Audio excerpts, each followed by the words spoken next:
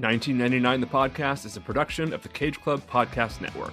For more podcasts on movies, comics, and all things pop culture, head to cageclub.me. To contact us with questions, comments, or just to say hi, send us an email at 1999@cageclub.me. You can find me on Twitter at probablyrealjb and Joey at Soulpot. And you can follow the show on Twitter at 1999 The Podcast.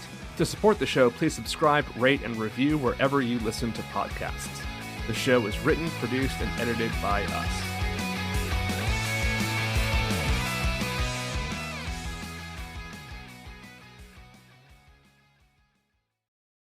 Welcome to 1999 The Podcast. I'm John Brooks. And I'm Joey Lewandowski. And this is episode 2. No, it's episode 1. Oh, wait. You're ruining everything. You're jumping ahead, Joey. Oh, my God. This is episode 2 of the podcast. Our second movie, released May 19th, 1999, and starring Liam Neeson, Ewan McGregor, Natalie Portman, Ian McDiarmid, Jake Lloyd, Pernilla August, Ahmed Best, Frank Oz, Anthony Daniels, Kenny Baker, and Keira Knightley, is Star Wars Episode 1, The Phantom Menace. Yeah. You've heard of this one, right? Yeah, I've heard of Star Wars. I think I'm well versed in well versed is us. I think our guests tonight are going to be more well versed than I am in Star Wars, given who they are and so on and so forth. But we'll get to that later.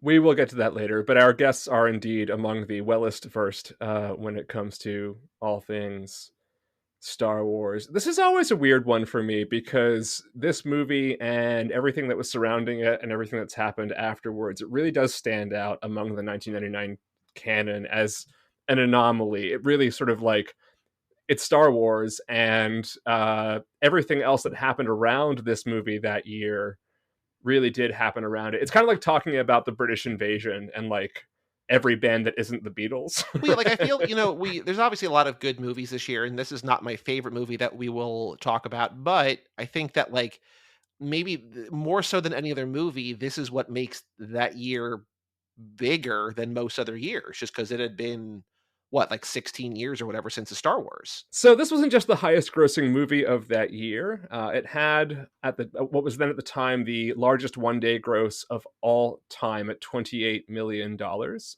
at least 7 of which were mine. Cool. Yeah. It opened just shy of $65 million for the weekend, which at the time was the second best ever. And it was the fastest movie to ever get to the $100 million gross mark, and that just took 5 days, which is pretty stunning, especially when you think of the difference in ticket prices in 1999 as opposed to today. Yeah. They cost about half of what they did, or what they do now. Do you still have your ticket stub for the Phantom Menace? I still have a few of my ticket stubs for Phantom Menace. I definitely have my opening day ones. I have at least one from Cinerama in Seattle where I saw it like 4 times, which was a really cool way to see it. But yeah, I definitely have my opening day stub. Cool. I could check what the actual price was, but I think it was $7. That sticks in my head for some reason. Although it might have been one of the movies that started pushing the ticket price up to like 9, but whatever. Well, just like today when they're like, we're going to charge more for the Batman because we can, and you're going to go see it anyway. It's like, well, okay, I guess this is how we're going to do things now. Okay. I only go to the movies a few times a year now, but it's like $15. That's pretty much where standard. You are. Also, like, for we're getting off topic, but for Too Fast, Too Forever, when we went to see Hobbs and Shaw, we posted tickets online.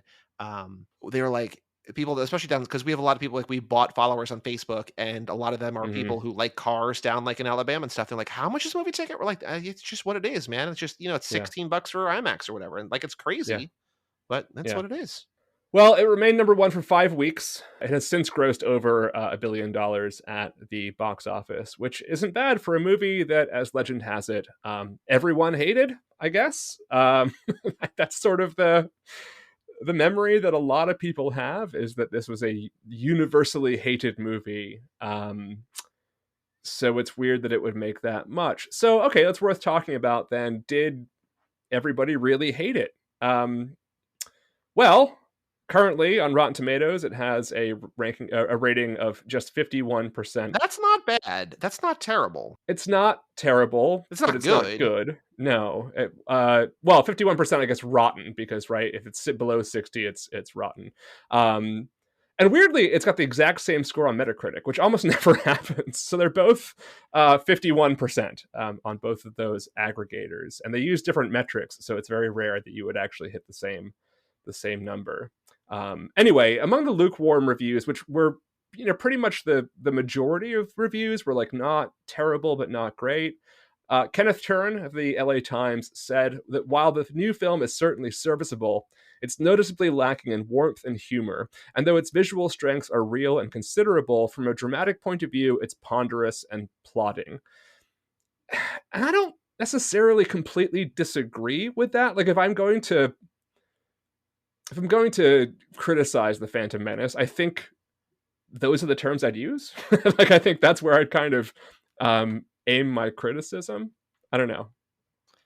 I think with this is a very arbitrary metric, but and I don't know that it really applies to something like Star Wars, which is like of the epic nature or whatever. But I think when you get over 2 hours, it's like, do we really need a movie to be over 2 hours? And if you look at this one, it's like Mm, 216, which is not crazy. You know, yeah, I just mentioned the Batman, that's like 250 or whatever, right? Like that's yeah, insane. yeah, But like yeah. 216, it's like, do we need any movie to be that long? I don't know. I think that's true, and especially because George Lucas in general isn't great at pacing, and maybe the combination of the length of the movie itself and just this sort of this thing that one of the several things that George Lucas just isn't very good at. He's very good at other things, right? Like I don't want to say that he's like a bad filmmaker. He's a great filmmaker. He just has some obvious handicaps, right? Like even ones that he will admit to, and I think maybe that's probably true. There's a few real naysayers. I think the one that I found who's most scathing is Slate's David Edelstein, who's a really great critic. But he said George Lucas does it his way in the pallid Phantom Menace. Even cultists will wish he'd hired a director and some writers. Ooh. Well, and having said that, like one of the things that we forget is that this was George Lucas's third movie he ever directed in a career that went back to the mid 70s. So up until this point, he'd only directed American Graffiti, the original Star Wars, and that's it. Yeah, but, like, those are 2 great movies, like, great movies. Like, American Graffiti, like, no shade to Star Wars, but, like, American Graffiti is, like, maybe the Star Wars too, but, like, top 50 movie of all time, maybe. Like, it's, incredible. It is a great movie, but if you watch Empire of Dreams, for instance, right, the documentary about the making of A New Hope, you really understand that again, like the actual creation of a narrative film is not something that George Lucas excels at. I can see that. His then wife is really responsible for editing the thing that we have now, down to So size. what is he good at? Is he, like, is it world building? Like, what does he excel at? Or, like, just feel? That's a really we'll talk about it in the episode. He's very, very. I guess what we would now call world building, I think, is a really fair way to say it. Like, he just makes places that you kinda wanna spend time in. Yes, and he's also very. The thing that gets overlooked about George Lucas is that he's also very good at connecting story to image, and so much of his Like, visual successes is storytelling, or what do you mean by that? I mean, in terms of using what you're seeing as a means of conveying story and human emotion, as opposed to acting and writing, right? And I'm not saying this as a dig at all. I really do mean that that's true.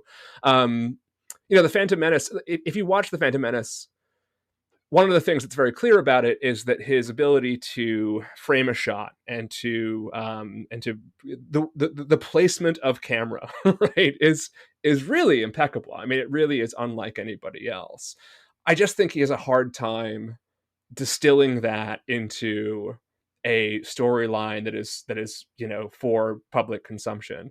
I misspoke when I said he'd only directed two other movies. Of course, he directed the third one, THX, and that's a really good example of what I'm talking about, right? I've never seen that. I just know it as a license plate.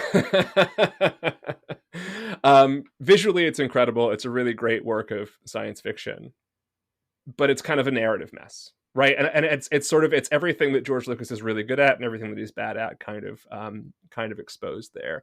Anyway, I wonder if Edelstein has softened on this stance over time, because again, I'm not sure that he's necessarily wrong in anything that he says in that review, but his sort of final verdict is a little bit a little bit harsh. Anyway, it wasn't all bad news. Like, one of the things we forget is that a lot of major name critics gave the film either good to glowing reviews. Among them are Entertainment Weekly's Owen Gleiberman, the New York Times' Janet Maslin, and of course the Chicago Sun-Times' Roger Ebert, who gave the film 3.5 stars and said, perhaps presciently, quote, "There's a sense of discovery in scene after scene of The Phantom Menace, as he tries out new effects and ideas and seamlessly integrates real characters and digital ones, real landscapes and imaginary places. We are standing at the threshold of a new age of epic cinema, in which digital technique means that budgets will no longer limit the scope of scenes. Filmmakers will be able to show us just about anything they can imagine." It's like, yep, you got it right. You nailed it. That is exactly what Phantom Menace did, and exactly where we kind of find ourselves, right? With the ability to craft worlds that were previously unthinkable. I mean, look at a movie like, Endgame, right? It's just like, it's just stunning how easy it is that we can just sort of will these sort of imaginary places into existence now. Yeah. So I think they're all right. I agree with all of these critics, and we'll talk more about that in the episode. And either way, The Phantom Menace should be understood, at least in part, as having been the single most anticipated movie of all time. And I think that part of it really, really, really matters. There will never be a movie that is this anticipated. And I wouldn't even be able to describe how that would. You don't think like Endgame was as anticipated as this? Because Endgame didn't take 17 years to come out, right? No, but it did. It took, in a sense, it took 11 years to come out. Yes, that is true. But in the time between Return of the Jedi and Phantom Menace, there was not only not a new Star Wars movie, there was the sense that there might never be a new Star Wars movie, right? You don't ever think there's not going to be another Marvel movie. Yeah. And even if it took 17 years for the next Marvel movie to come out, it still wouldn't have this level of anticipation. Well, I mean, we're recording this live from Camp Feige, where he's planning out the next 10 years of Marvel movies, right? So we know that they're not going away. Yeah.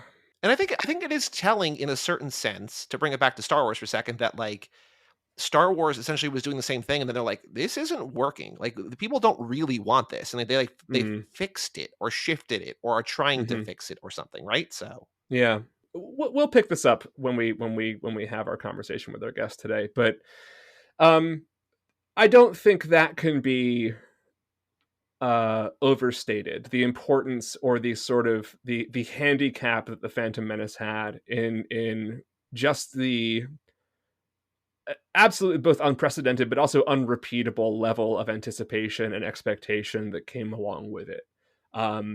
Some people have said that it would be impossible for the Phantom Menace to not disappoint, no matter what it was, right? It would disappoint people. Like, there's just no version of it that wasn't going to let someone or a lot of people down because of what you imagine a movie to be in the 17-year absence since, your favorite 3 movies of all time have had a sequel.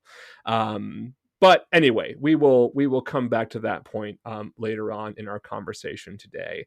Anyway, it's clear that a movie that made $1 kajillion must have had something going for it beyond just the Star Wars name. There's no way a movie makes this much money unless, people find something about it they like, or someone like me who goes back and sees it again and again and again, because I loved it, and I've always loved it, and I love it differently now than I did then. And I, again, agree with the negative reviews as well as the positive ones. I acknowledge the flaws, and I'm not blind to them. But I love this movie, and I'm very excited to talk about it today. So, Joey, who are today's guests?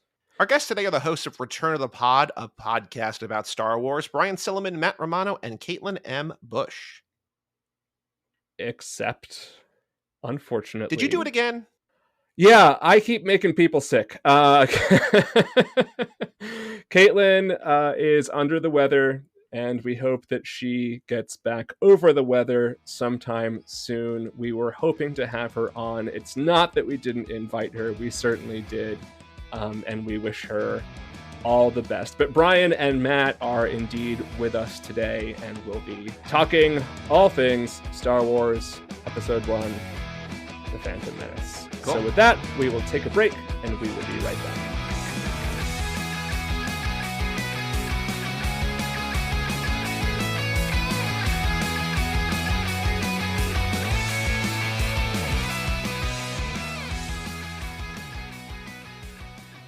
Matt Romano and Brian Silliman, welcome to 1999, the podcast.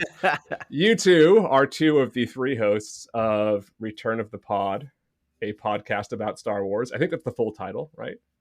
Yes, it is. Yeah. Right? Colon, Last I checked. a podcast about Star Wars. Yeah. Why don't you guys tell us, because I don't actually know, how do you guys know each... Well, you have a third member who is not with us tonight, but how do you guys know each other, and how did you get your podcast started?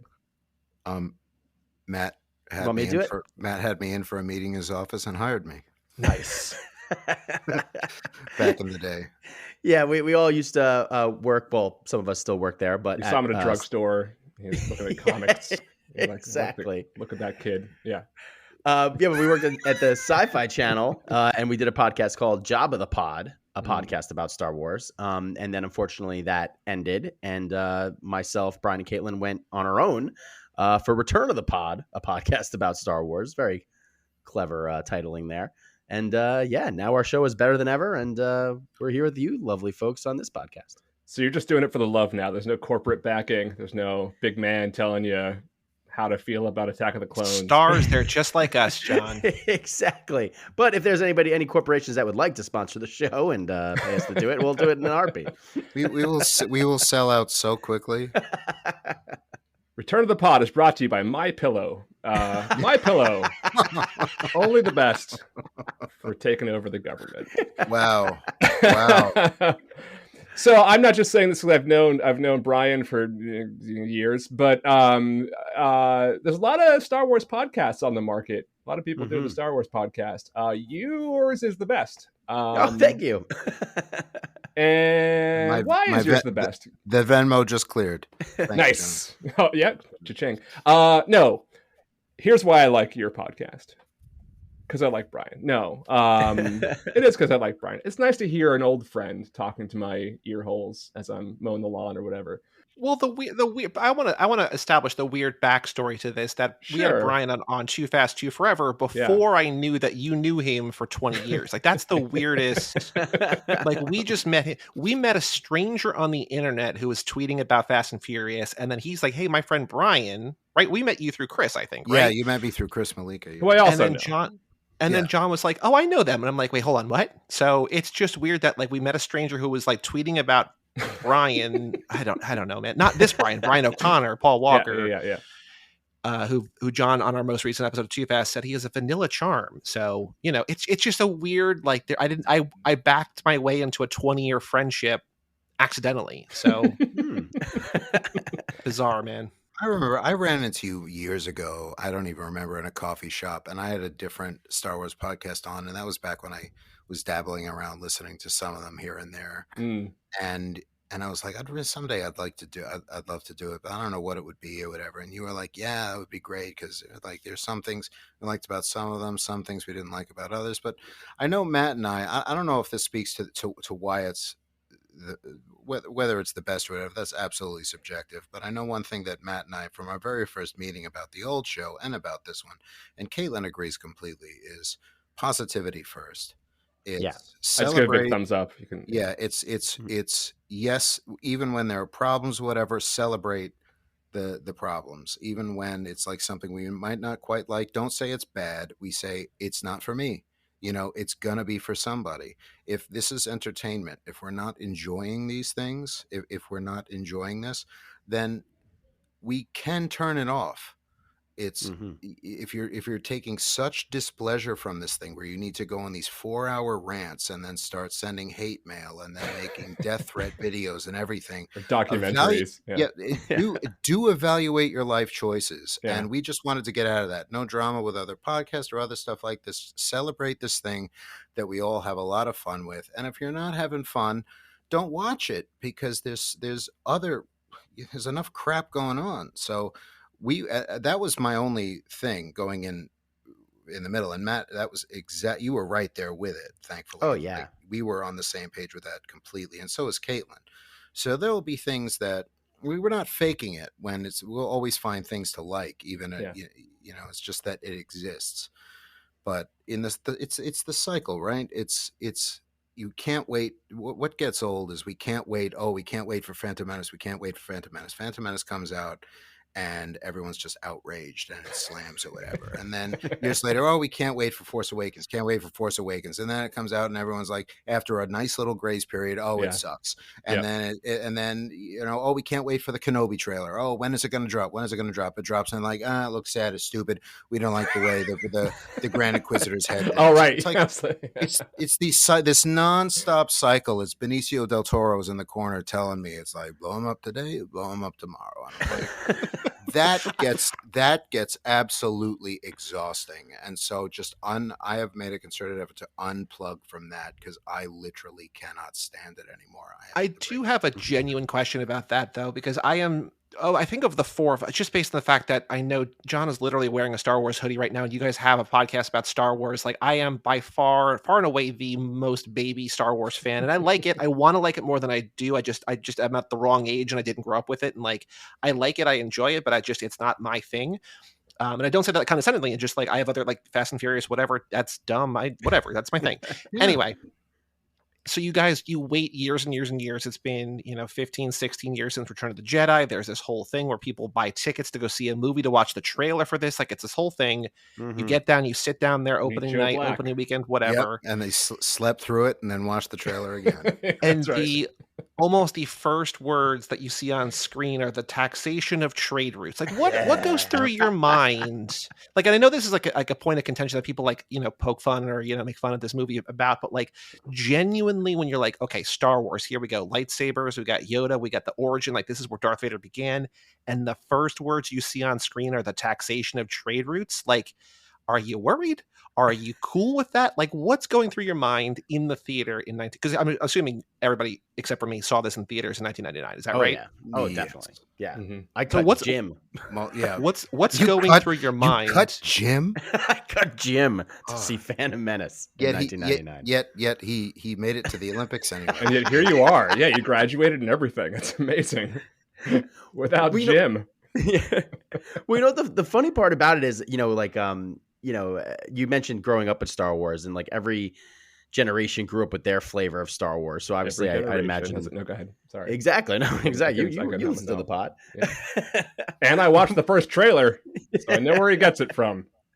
A lot of times. Yeah, he does. But obviously being children of the original trilogy, and I remember watching the prequels, and I remember just being. Listen, honestly, it took me years to appreciate how good they are. Because I think in the grand scheme of things, and seeing how the trilogy played out, then seeing the Clone Wars cartoon and all the ancillary material that came after that, like, there's a lot more to appreciate in the prequels than there was at the time seeing it for the very first time. So I do remember being a little like, taxation, trade routes, like, this is it was a little bonkers. But looking back now, are those really the stakes? Exactly. but looking back now, it's very Star Wars. Star Wars is so many of the best Star Wars stories is about bureaucracy and just casual government. But yeah, I mean, looking back, it was pretty ridiculous at the time, but that it's come such a long way with all the other storytelling that they've done around it. And it's followed up directly with the Nemoidians, who weren't an instant hit with audiences. And it's like, you're instantly like, we're in for not what we were expecting. Yeah. And a little like rinky dinky ship coming towards the camera as opposed to a massive, Star Destroyer going away from it at close range. And like, I mean, there's a lot of, we can talk about the ring theory and all that stuff, which I will, and it's awesome. Oh, I think John explained this to me on the way to a Red Sox game a few years ago, and I forget 100%. John just talked Star Wars at me for 45 minutes while driving through like outside of Boston traffic. So it's like, it's like, John, there's no microphone in this car. Yeah. It's probably true. No, but it is part of that. Like, it is literally the opposite of the way that A New Hope starts, and the way that you expect a Star Wars movie to start. And I think there's something sort of subversive about that, right? That it's almost like that Lucas was like, this is a different movie. Matt, you hit on it a little bit, where that ship coming in is in hindsight, at the time, it was weird. The first time was weird, and so it's like you go and see it the second time, so it's like to let it set, and it's like, okay, and then the third time because okay, this is different, but we're still having a blast. It's like, and that ship now is one of my favorite designs. I Me love too. the design of that ship. I love that because ship. we've since seen it in Clone Wars all the time. It's like now with 7 seasons of Clone Wars and all of this prequel renaissance that's happened now, that I mean, John, you and I at least, and I think Matt was there for a little of it, remember there's Return of the Jedi, and then there was the Dark Times, where we had Heir to the Empire, West End Games, and that was it. So part of me is like, this is a new movie. This is, I don't really care what this is. We have a new movie, and there's two more well on the way, and so it was like, be grateful for what we're getting, and it was. But if anyone thought the Ewoks were a little too kid friendly, it's hold my spotchka. I have a question. I have a very quick question, and I could have looked up, but I wanted to ask you guys because I remember the prequels being announced as a trilogy. And I think the original one. I don't think any of you were alive when the first one came out. But did A New Hope come out as the start of a trilogy, or was that a standalone movie that then it was just one? Which is why it's a closed story, right? Why it could have been the only movie, and it would have been a satisfying hero story. This is the first time in Star Wars. It's like, this is not the only thing you're getting. This is building toward, especially like as a prequel, but it's building towards something that's also like there's 3 parts leading up to a thing. So this is like a whole new way to watch these movies for the first time in ever. It's true, because even with Empire Strikes Back, leaving it open-ended, that was still a gamble. I mean, there was a whole backdoor thing. That's how Splinter of the Mind's Eye exists, is because here's our cheap way of doing a sequel in case this movie bombs. And up until pretty much the John Williams score was added and it was re-edited, everyone thought it was going to.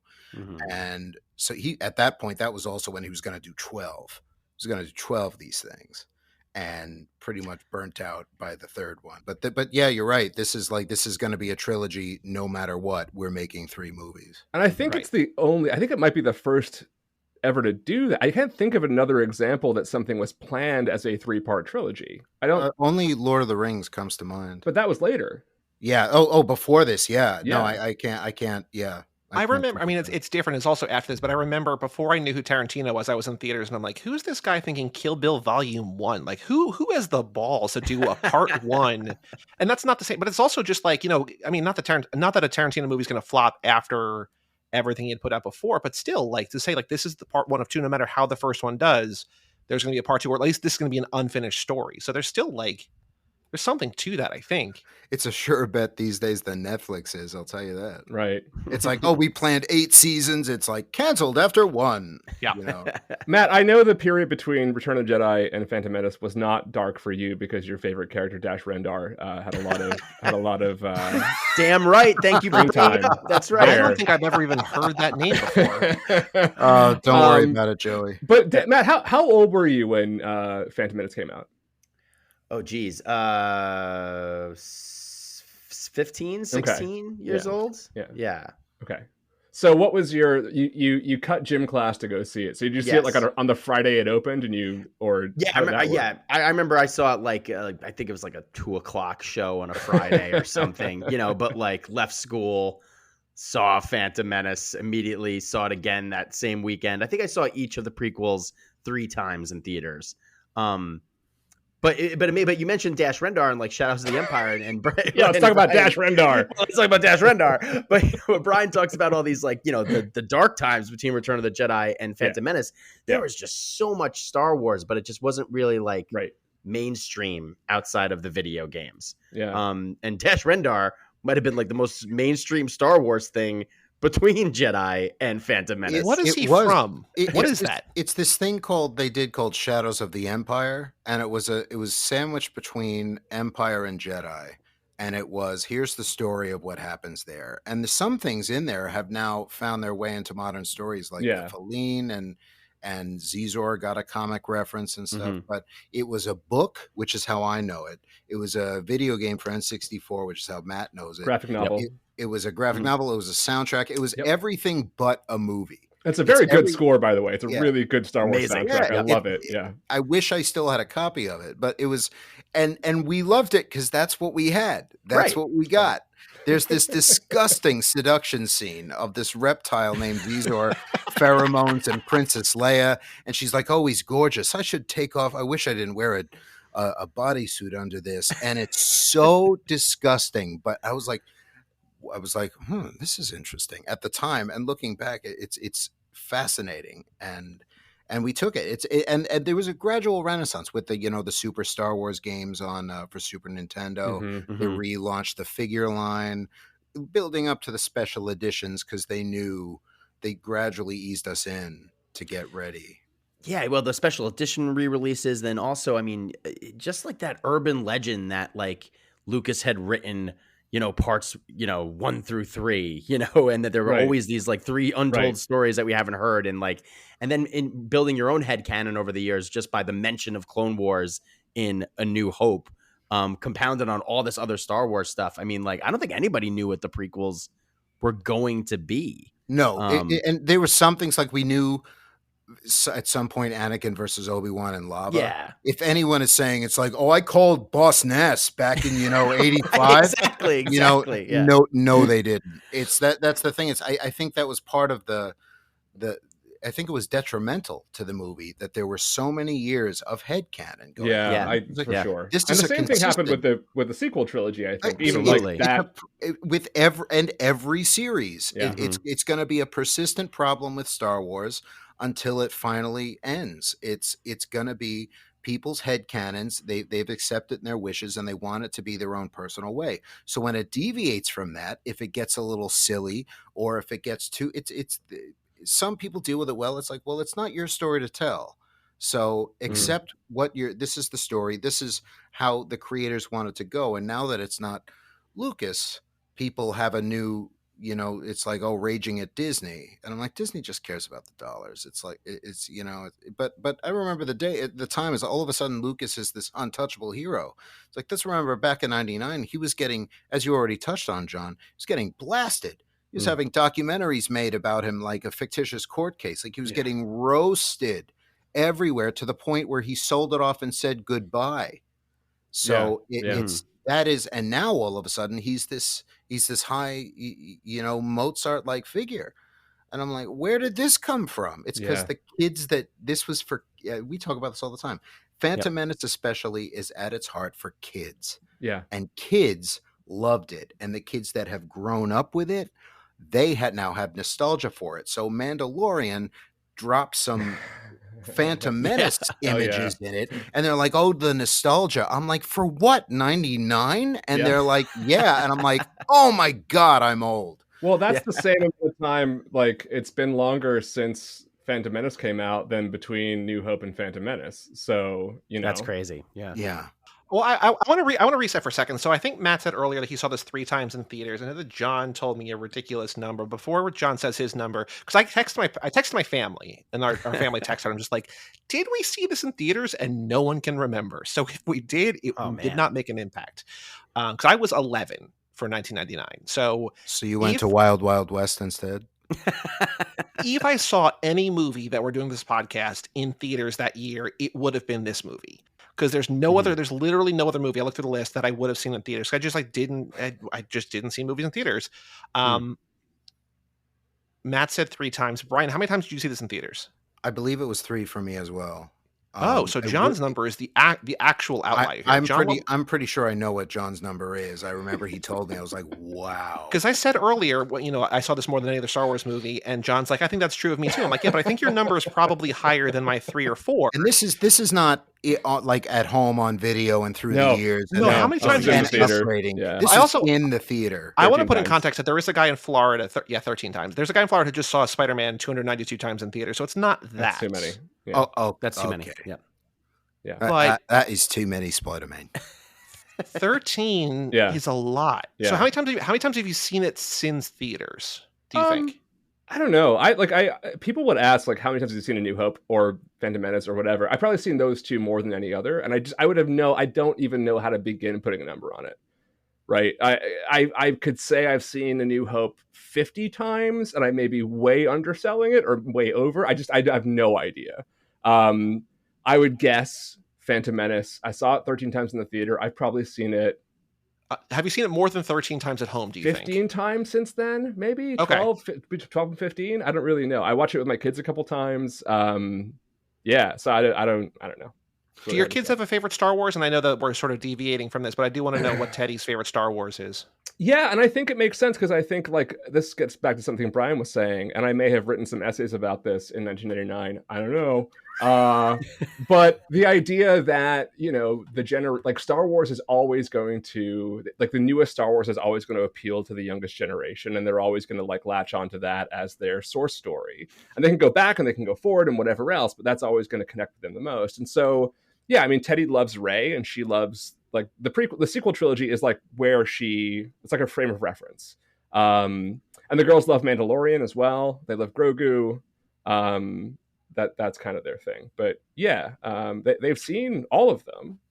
It's interesting at the same point, John, and I think of you when I well, because I'm looking at your little video box right now. That's why I'm thinking of you. But in that as much of it's for kids, and I think that there is, you know, it's still myth, and I think there are things in here that, even though I never saw it as a kid, that kids aren't gonna latch onto, like everything. Sure. Whenever they talk about the difference between the living and the cosmic force, which has since become a huge thing in Star Wars, that all began here. The hubris of the Jedi and everything. Say what you want about Lucas's dialogue and some of the acting choices and whatever else, but I still maintain the overall, his overall story of the three movies and how the Republic becomes everything it was supposed to be, it was not to be, and how that happened is brilliant. Mm-hmm. Yeah, I agree. Yeah, dare I say it's the most cohesive of all Star Wars trilogies?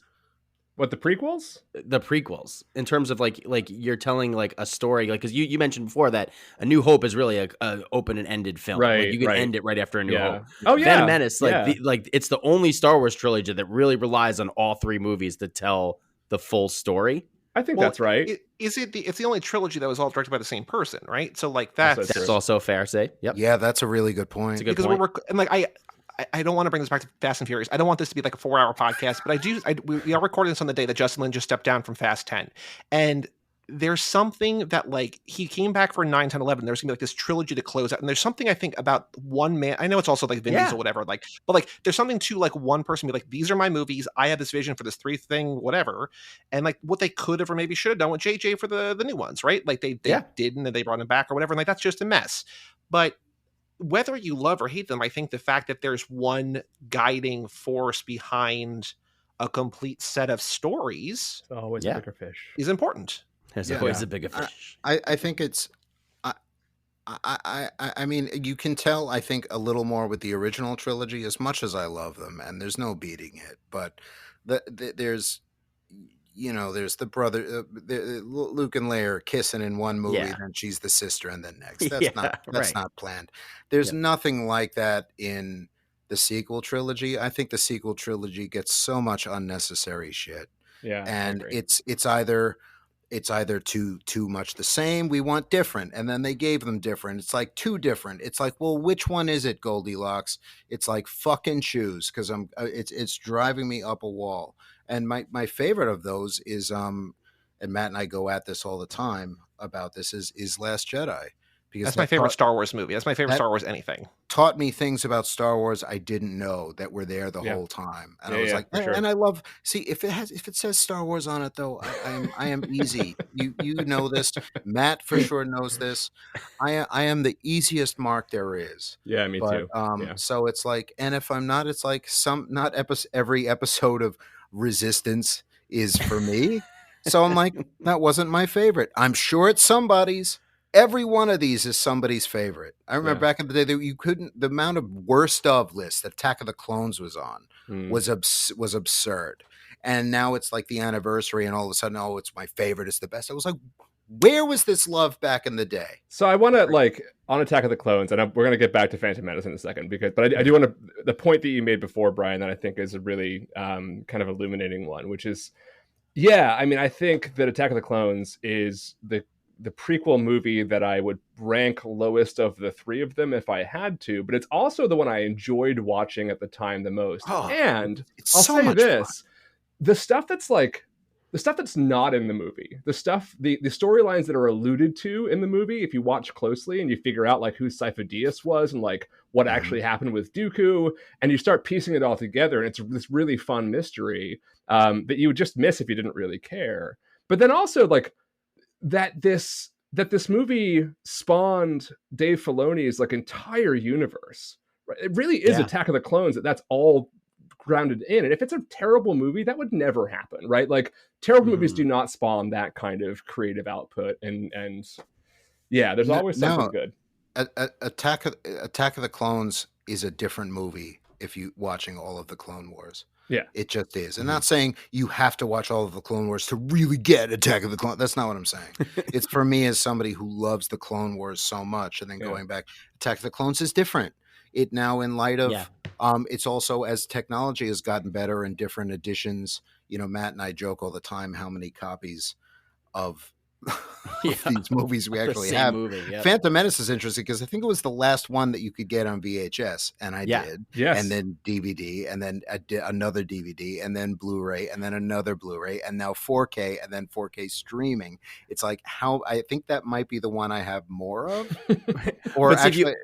If you own the VHS, you get the creepy Yoda, you know, the before they replaced that's him the thing. If you have the original DVD, you get that weird puppet Yoda and the DVD, which has one of the before Lord of the Rings came around saying it's like, well, here's how you do special features. Yeah, that Phantom Menace DVD had some of the best special features ever with the deleted scenes that they finished the effects for, and then that documentary. There was a very fancy commercial for that DVD. So, yeah, they took that DVD very, very seriously. That was back at the beginning of DVD. I was waiting for it. I was like, when is this going to come out? This was back in the beginning of like I feel like everything. This was such an event. There was like Star Wars Pepsi. There was yes.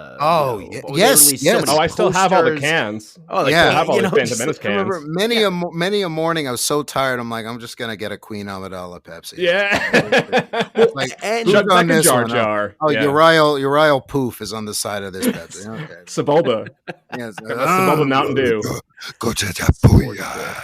But there was so much about this movie out when you knew nothing about it. Like I had the poster, with Anakin, little Anakin in the shadows, Darth Vader. I had the soundtrack. Let's talk about the that. Movie came out. Let's talk about that for a sec. Yeah, I remember, John. You and I talked about that poster, and it being just legendary at the time. Yes. It was one of the Anakin with the Vader shadow poster is one of the great movie posters of all time. Yep. Yeah. This movie, though, I have to say, like, one of the things about Phantom Menace that we don't talk enough about, I think it's pretty clearly the most visually beautiful Star Wars movie. And there's so many of the posters from that movie were literally just like stills from the movie because they were so gorgeous. Like the one of Amidala like looking out the palace window as the Federation starships arrive and all that sort of thing.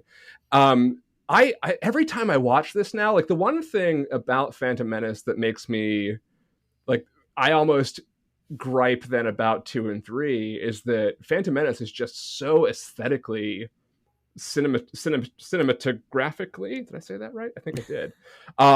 It's just so amazing. And like it's even now. I mean, like if movies looked like that now, I'd be really, really impressed. It is an absolutely stunning visual movie, and I don't think that gets talked about enough. Well, I think you're right because there's so many more miniatures than you think. The prequels get blasted a lot and saying it's all CGI. Well, there is a lot of CGI, but there's still, especially with Feed and with a lot of the ships and with the Boonta Eve Arena, all of those were all miniatures. So it was, and I don't think the other episodes 2 and 3 followed that suit. They ended up leaning more on CGI, but also you are having, for the first time, it wasn't the lived-in griminess of the OT because we were so earlier. Right. These graceful, sleek lines of the Naboo starships and the shiny royal ship. It was off-putting a little bit when that ship came out. I'm like, what is this gleaming? And now when Mando gets one, we're like, fuck yeah. Yeah. And now we're like, every year later, I'm like, it's Phantom Menace. It's like we were talking, Matt and I were talking about this. It's like, it's really nice to see that beauty again, but it's like it took us a while to get used to it, but now like a beat up version of it, which is great. Yeah, but now that we've been with it for so long, you can't imagine Star Wars without it. It's as Star Wars as, say, some of the very original Macquarie paintings. Yeah. And I think you're right. It is just so beautiful to look at, and it's a little, depending on what resolution you're watching it in, it has a graininess and a contrast to it that 2 and 3 doesn't have. And that's not to say that 2 and 3 aren't amazing, don't look amazing. Right, they do. It's just it's a very different kind of a but then on the other side of it, they're doing all this with miniatures, but then it's in that documentary, the beginning, where they're saying this big battle at the end with the Gungans and the droids. I think it's John Knoll, who's obviously still around. I remember he says, we don't have a really good way of doing that right now. And they found out, and that was the first time that was done, and it was a little weird. You're watching computer animated fighting computer, and it's gotten refined and better over the years, but it was never done before. So the leaps and bounds, and say what you want about Jar Jar, and people do, but that was the proof of concept. Like, there would be no Gollum or Kong or Caesar without that. Well, right, and the same thing. I mean, when I hear people complaining about like Tarkin in Rogue One, and it's like, Star Wars has always been an experimental ground for pushing visual effects. Yep. That we've gotten to like Luke in Boba Fett in such a short period of time, and people are like, "Oh, I can't believe they're just using Star Wars as a means of testing." Like, that's what it is. Like, from A New Hope, that's what it's always been. Like, this is part of its legacy, is that it takes risks.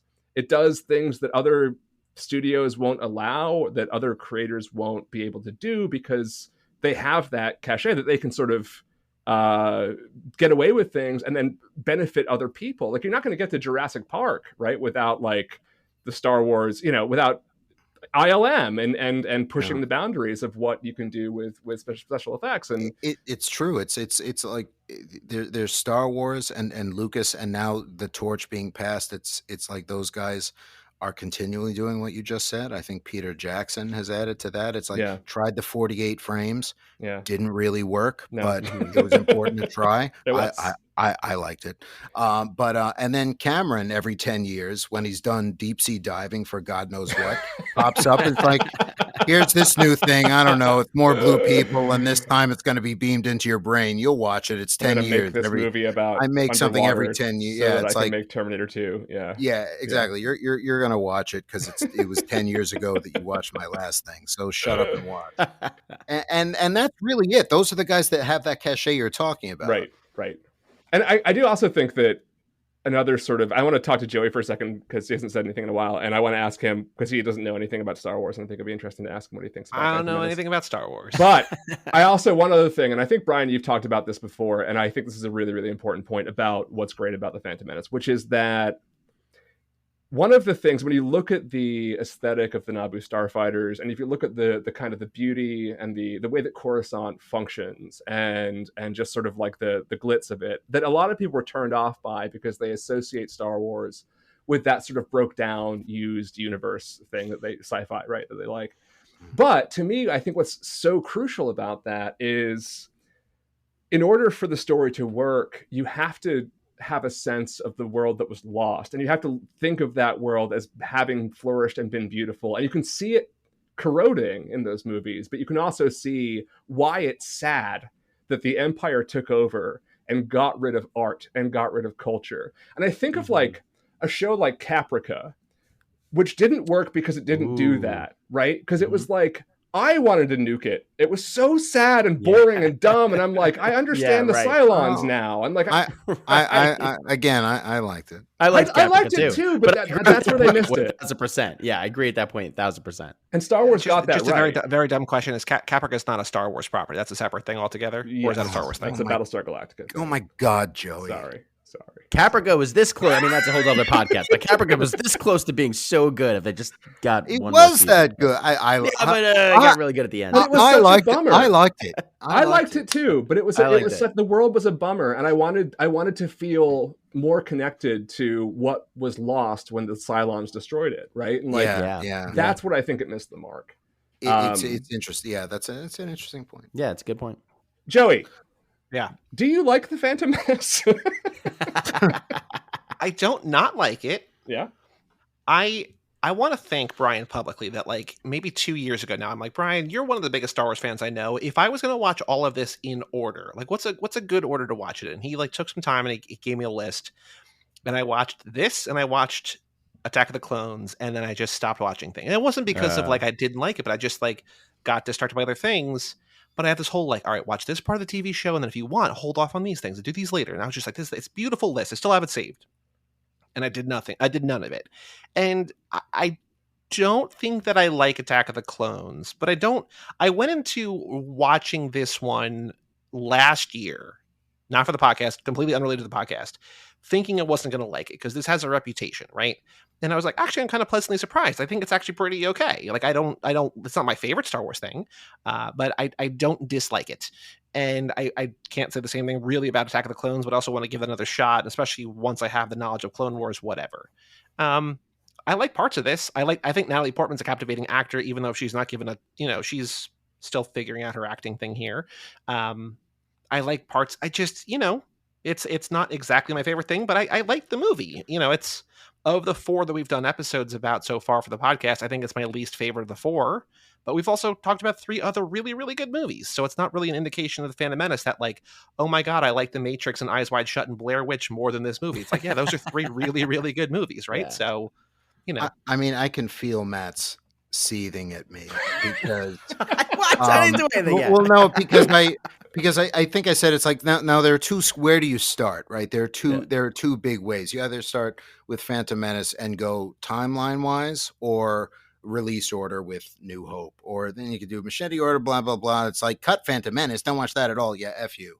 Watch them all. It's like watch every single one. Don't But in a way, I think New Hope would have been a better first view for you. I think it's like for someone brand new to Star Wars. I've seen the original trilogy once, so I have the foundation. I've seen the new ones in theaters because I was just looking to, because like basically outside of the 9 main movies and Rogue One and Solo, I've seen virtually nothing.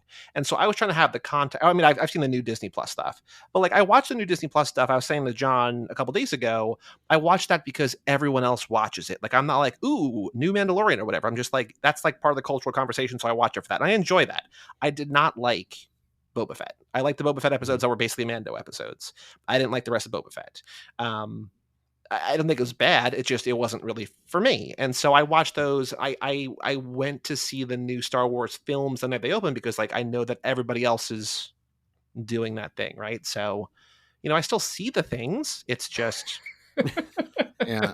No, it's something Matt and I discuss a lot. I know personally, if I'm going to sit down and I'm going to do a marathon of all the Star Wars movies, I personally like to go from Phantom Menace chronologically all the way through. Yeah.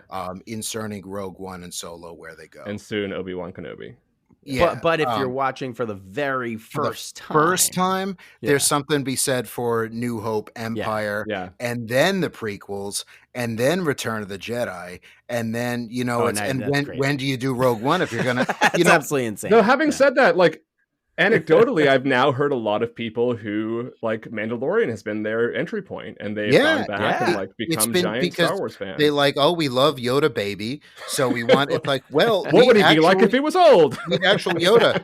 It's more of a It's like I want to see old Yoda. Oh, so you mean Yoda and actual Yoda because it's a different character. The lightsabers come different colors. Yeah, why do they call him Baby Yoda? Nobody does. That's not the actual name, but it's definitely more of a gateway thing than say. I don't know anybody who's like, oh, I started watching the Star Wars movies because of Bad Batch. Yeah. Very small micro. There's got to be someone. Because I still don't really know who Bad Batch is for, other than me and like 3 other like. Now there's, but if you're already we've got like 15 episodes dedicated to Bad Batch, so believe me, I know. When they bond Camino, I'm like in tears. It's that's the thing when we're talking about all those years ago, seeing Camino for the first time, and now we're like, this is weird. This isn't Star Wars, and now we're seeing it bombed, and we're having these feelings. But that's like, I think Mandalorian's kind of for everyone. Bad Batch is for fans. Like if you I'm just trying to put think that if I on. saw Bad Batch. I don't know if I did. I watched I- that anime one that I kind of liked. Oh, Visions. well, we can do Visions, another yeah. whole episode about that. Yeah, Joey, I'd put even money that you have not seen Bad Batch. I It doubt was it. on my list, and I think like when it came out, people were just like, "You don't need to see this like, unless you're like really into it." You got to Well, watch no, all of I Clone mean- Wars, then all of Rebels, and then Yes, Oh, that's yeah. why I didn't. You That's why I didn't, do. because I was You like, do, I in want to fact, do have the to see it. I want to do the prereq. That's that. I want to do my homework for us with Bad Batch. That's right. And then Yeah. people are like, "You don't actually have to see it." I'm like, "Well, I think I It do." really So- is the next season of Clone Wars. I mean, like it's all of Clone Wars, all of Bad Batch, then all of Rebels, and then Yeah. all of Resistance. That's how you do it. You got to do it all. You got to get All those or nothing. races. You got to get the races. Matt Romano. I got a question Yeah. for you. So Hit me. you're 15 years old. You're like in episode 1. I checked. I was 16. Just a big. you were- Just for okay. I was 16. I Thank checked. you Kitty- thank you for that Kitty- correction. I will. Kitty Matt Edit at that in post. AOL.com at the time. What was That's it, right. Matt? It was kidmat26 at AOL.com in 1999. So, yeah, but please continue with your question. Sorry. You liked it. So 2 questions for you. Did your 16-year-old friends like it as well? And why do you think people in general, the general consensus was like disappointment and didn't like it at the time? I'll just be, completely honest. I mean, at the time I was disappointed, but I was trying to convince myself so hard that it wasn't bad, Yeah. and I think that's why I saw it so many times, like trying to find things that like I really liked about it. Yeah. And again, like just to stress that like years later, I love the movie and it's been enriched by so many years of more storytelling. But the reason why people didn't like it was because it was all, like we said before, it was that headcanon. It was that, Yeah. for everybody had, 20 some odd years to think about what the Clone Wars were in their head. And I think it was, anytime you have a little kid in a movie, it becomes debatable. Little kids are tough, acting wise, they're easy to nitpick, Jar Jar. I mean, there's a lot of stuff in there. Like Brian says, it's for kids. And I think that the audience that was really pumped to see that movie were not kids. So ultimately it was disappointing to them, but yeah, it's really a fascinating, like they should, I'm sure somebody written a book about it, but Yeah. the do. expectation and like the what happened henceforth. Yeah, Brian, your personal friend, Anthony Daniels, around the time of the movie coming out, I remember he gave an interview where he was basically saying, like, if this had been the first Star Wars movie, if there was never a Star Wars movie before this, nobody would be talking about the dialogue. Everybody would be running through the streets like naked, singing the praises of this movie and being like, holy shit, lightsabers, right? Yeah. Do you think that's true? Like, do you think, like, have you ever thought about, I mean, that's one of the times that I started kind of falling in love with it as its own thing was when I conscientiously sort of went like, okay, I'm going to pretend I've never seen a Star Wars movie before. Mhm. And I'm going to look at this movie objectively and try and like fall in love with its elements. Do you think there's anything to that? Yes, I do. I Mhm. think you're right when you're like, it's train yourself to let go. Unlearn what you have learned. Yeah. Yeah, it's or to quote a different Lucasfilm property, forget all you know or think you know. And it just open yourself up to it. Yeah, midichlorians are weird. Yeah, Yeah.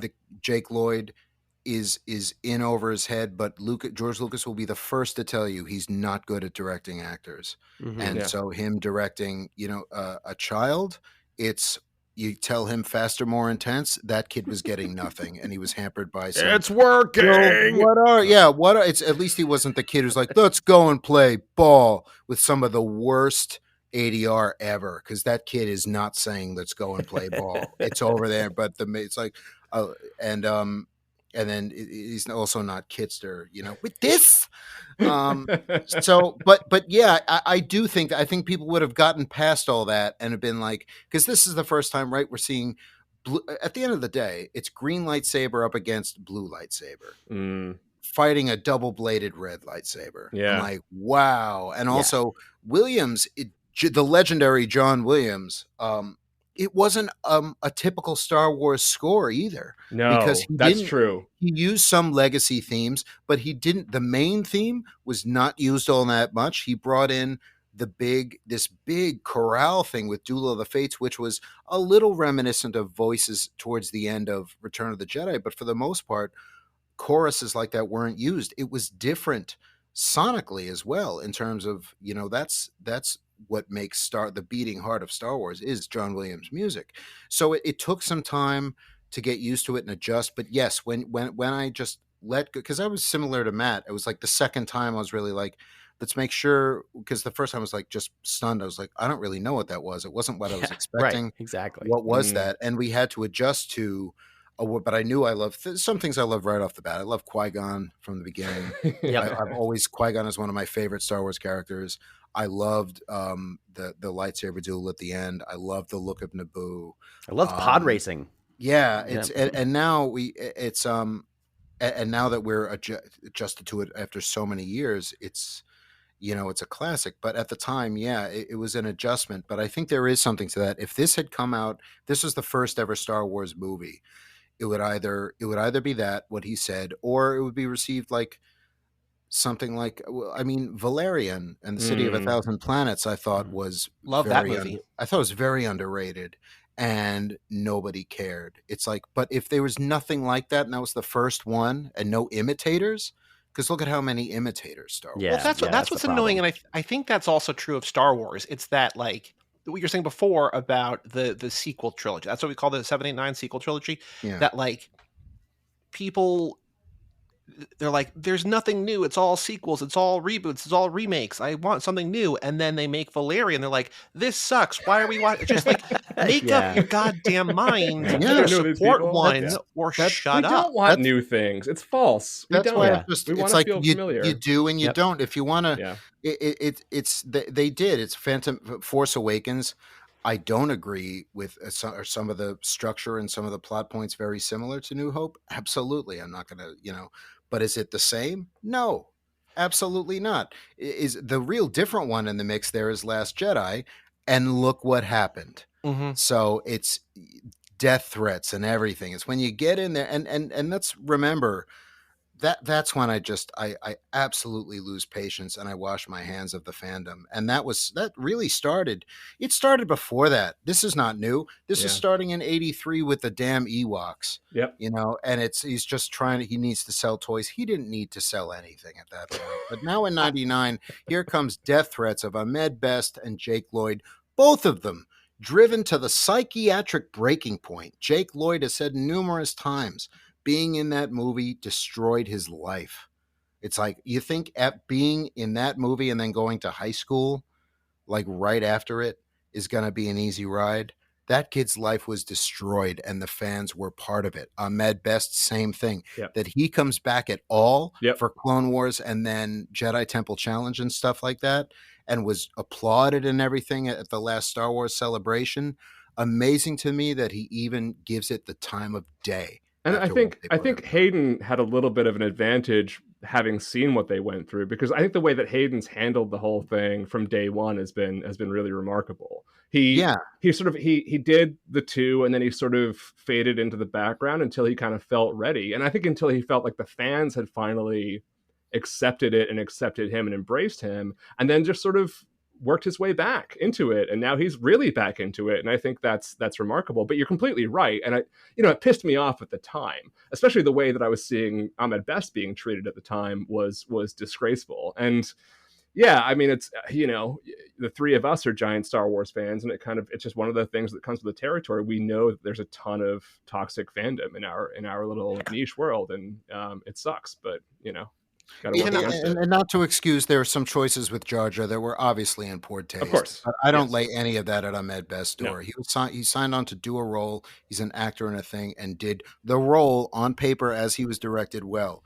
You want to direct that upsetness, and that's not where it was coming from, though. I know. It's like the legitimate people that were like, these are offensive stereotypes.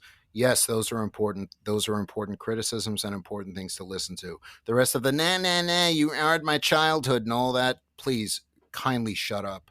Enough of that. Enough. Can I ask a question? I want to bring it back to 1999 for a second. I want something that I did not experience or don't remember experiencing, and I mentioned it earlier, but how much about this movie was known before the movie came out in terms of the trailer, in terms of what was out there? Because I famously is the wrong word, but I don't watch trailers for like, because I'm just like, I don't need to know what's going to happen in this movie. I know that I'm gonna go see Doctor Strange. Like, I don't need to see the trailer. I don't want to have that spoiled for me. Yeah. And I remember, like, when I think it was like Amazing Spider-Man 2, like there was like 26 minutes or something of trailers that they had put out. It's like, why go see the movie? It was Like, it was all the best stuff too. Right, Yeah, exactly. right. And that's what's frustrating. So I know, and I mentioned earlier that I know that it was noted that people pre-YouTube, obviously, that people were going to buy tickets, would you say, to meet Joe Black to see the trailer, and then either sticking around for the movie or like leaving and going to buy another ticket for another thing or whatever. Like, I understand that was a thing, but like, how much about the Phantom Menace was known either through magazines like Entertainment Weekly or Nerd Stuff or whatever, or the trailers? Like, what was out there? Like, was Darth Maul? Was he out there? Was the two-sided lightsaber was out there too? Yeah. The crazy part is the toys. Like, I think Star Wars and the industry in general learned an important lesson from Phantom Menace, is that they flooded the market with toys. I mentioned this earlier, but it didn't get into it. But the soundtrack was out to the movie way in advance of the movie. Not that much. It was like a couple weeks, but yeah, couple weeks. But it spoiled some scenes. Spoiled the entire movie. There's like 3 track titles on that CD. To this day, ruins the movie. Qui-Gon's noble end, followed by no Qui-Gon's gonna bite it. The funeral. Yeah. So like that was crazy, but like, you know, but then also like we were talking about Duel of the Fates before. That was on TRL. That was like the number 1 video on TRL weeks before the movie came out. Like, you think about, like, there was so much stuff out there. Like, it was flooded, and I think actually that might have led to people's disappointment with the film too, because again, that headcanon, you're looking at these characters, you're starting to build your own narratives before you even see the film, and then you're just ultimately disappointed because it's not what it was in. They learned. They didn't say for Attack of the Clones, no shot of Yoda with a lightsaber. That was like, they didn't do that. That's right. Aside from reviews spoiling it, that was at the beginning of the internet and crank sites or whatever. That's like, Yoda fights, oh my god. So if you read all that crap, you were expecting it. But I agree. It's like they blew a lot in the trailers, but not too much. It's they've learned. They've gotten better. It's really interesting because, Joey, like, the thing is, the answer to your question is a lot, but also not a lot. Because the thing is, I knew kind of the world, and I knew the soundtrack, and I knew the Darth Maul, and like all of that stuff. I knew what like naked C-3PO looked like. But when I saw the movie, I was still very much surprised with what I saw. Right? Yeah, like Amidala, I remember being very confused about Natalie Portman and Amidala. Yeah, like because you would see pictures of her like as the big fancy queen and as the little, you know. And now it's Keira Knightley, and you're like, what is happening? Well, exactly. And also Palpatine and Sidious, and you're like, is that just him with the hood on? And truly, there's more to it. In 2 movies later, it's like, no, that's exactly what it is. It's that easy. Yeah, and he is the Phantom Menace. It's as obvious as it is there. Yeah. And I love that ending. He's triumphant. Talk about acting, though. He's phenomenal. The best throughout in this movie and for the whole trilogy, and so is Ewan McGregor. Because the only thing I can really compare it to is that when, in spite of me not watching trailers, when the Force Awakens trailer was released, the Alamo Drafthouse, when I was living in Austin, did an event. It was like 8:00 on a Saturday morning, and they're like, come here, we're going to watch a trailer, and we're going to talk about it. And we're going to watch a trailer again, and we're going to talk about it. And so they had, you know, Tim League, the CEO of the Drafthouse, and they had like a writer for like Birth Movies Death, and they had like a fan, they had somebody else or whatever, and they showed it. I remember, and I will never forget, that in the trailer for The Force Awakens, which is a cool trailer, and I still really like that movie, but in the trailer where Kylo in the woods, the lightsaber comes up, and then the side saber things come out, like they like the guy next to me, and I don't want to make fun of Star Wars fans. I'm sure like it was a common refrain, but the guy next to me makes a noise that he's like, it's like he's orgasming. He's just like, and I was like, that's cool. But, like, it didn't hit me, but I'm just like, this guy, like, it's the coolest thing he's ever seen. And like, it was really cool, but I'm just like, I can't imagine like what it's like, you know, back in 99, I'm sure it's the same thing. It's like, you've waited close to like 15 years, 20 years, whatever, since like main canon, main installment, main franchise, whatever. And then for something to like hit you with, be like, oh my God, like this could be the best thing of all time, is like, you know, I have things that I've waited a long time for, but like 15 or 20 years, like seems like an incredibly long time. Mm-hmm. Like nothing comes back after 15 or 20 years. Like that's such, and this did it twice. It did it twice. Yeah. And it will again. And it will do it again, yeah. And in the next cycle, everyone will have something new to hate, and the sequels will be lauded as these untouchable works of genius. I promise you. I think they're going to get the next trilogy right. I don't know. They're going to get it right. Then that's going to be the one. If we ever get away from TV, because I love where Star Wars is on TV right now. So maybe we need to get back to the movies. Do Come we on. though? We need to get okay. I sure. I'm just happy. Do you mean I am happy too. The movies? The movies. I want to see what Taika does with a Star Wars movie. Absolutely. With that crazy ass font or whatever, and I'm just like, let him do whatever he wants to do. And I want to see all this TV stuff culminate in some big 3 movie epic. But no more movies. Except I want it all to culminate all the TV in the shows, everything. Yeah. But that's it. A Filoni no more trilogy that finally closes the whole Clone Wars. Exactly. Filoni trilogy that really wraps up. It closes it for good until next year when we close it again. Right. This other trilogy is also part of that trilogy now, and then it never stays away for long. How many times did we think the Clone Wars was over, and then even after 6, it's like, well, now it's done, and then they were like, it's coming back for 7. That was a draw drop moment. I might have been that fan, Joey. I didn't orgasm, and I didn't have to change my pants or anything. But my jaw dropped the floor, and I said, "I cannot believe it." It was pretty. They're actually really doing it. No, and I had a completely opposite reaction. I had PTSD from Phantom Menace, being like, "Uh oh," with the Clone Wars season 7. Oh no, I'm sorry. The Kylo Ren's lightsaber. No. Okay. Clone Wars season 7. Totally different. That's when I had that trailer when that came. That was out of nowhere. They kept that secret so well. And anytime they can keep a secret like that, it's like a draw. And Joey, there are things that you love that you would have that in another 15 years when the Fast saga is over, you get your first look at Vin Diesel cuddling up to little Brian is now grown up, is like, and he waddles in and says something like, it's like, that's because you don't have family, but they're coming back or something. And you hear vroom, and in comes his classic black car, and Letty's behind the wheel or something like that. You would give an orgasm sound. Oh, for sure. 100%. This is just not your particular treasure chest of orgasms. No, I want to talk more about Joey and orgasm. Because here's the thing. I'm here for it. There's a lot on our show. Okay. They're like poetry, right? They rhyme. And so if you orgasm about Darth Maul's lightsaber, you're going to about Kylo Ren's. Yeah. What am I talking about, guys? I'm sorry. I don't even know. Listen, I want to pick up on something you said earlier and then transition to another question for all you guys. So, I can't stop thinking about it because you made this point about the Williams music and the role that plays. I've long contended that Star Wars, the Skywalker saga, ultimately is basically a beautiful, structured John Williams music video, right? The dialogue doesn't really matter. That's why I kind of overlook the right. Yeah. It's does it have the music? Does it have lightsabers? Does it have the music? Is it drawn? Is it painted by the music and the images and a storyline that is driven somehow through words? I don't really care about how many times someone says yippee and wizard. I don't care. But it's a really interesting point because now that I'm thinking about it, I do remember that I always got this little twinge of familiarity and being like, this is where I want to be in the scene, the early part of Phantom Menace when Qui-Gon is trying to push through the door with the lightsaber, which is badass, by the way, the melting metal with lightsabers. We'd never seen it before. We haven't seen it before, but the Star Wars, the main theme plays in the background when that's happening. And at that moment, you're like, "Oh, Star Wars!" And then you're like, then you go into this other John Williams stuff for the rest of the movie. It never comes back. It's all new after that. Well, plenty of Force theme, but never the main theme. Yeah, but having said that, now again, it's one of those things where it's like all these years later.